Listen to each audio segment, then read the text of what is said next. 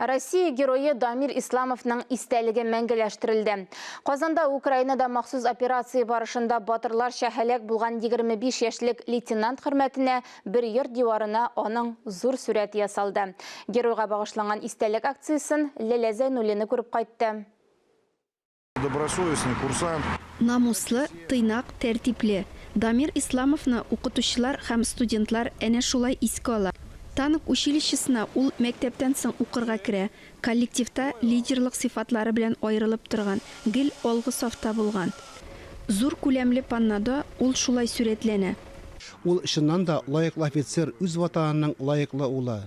Укуын тәмамлагач, Лениногорск шәһәрендә туган 25 яшьлек егет Ростов өлкәсендә хәрби частта хезмәт итә.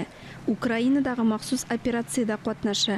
Исламов җитәкләгән танк экипажы 5 танктан 4-сен юк итә. Соңгысын юк итәргә өлгерә алмый, һәлак була.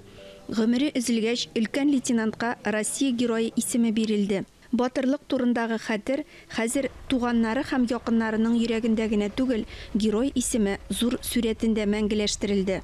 Очень жалко, но молодец, молодец. Очень храбро поступил. Рәссам салмак хәрәкәтләре белән берничә метр биеклектә Россия героеның сурәтен ясый. Ул вакыт узган саен җанлана бара. Рәссам каһарманының горур карашын сурәтләүгә аерым игътибар биргән. Ул конкрет кешене чагылдырырга тиеш. Дамирны белгән курсташлары, танышлары килеп күргәч, бик ошаттылар. Дамирның сурәте төшерелгән йорт танк училищесыннан ерак түгел генә. Хәзер каһарман егет һәрвакыт булачак ватан сакчылары янәшәсендә.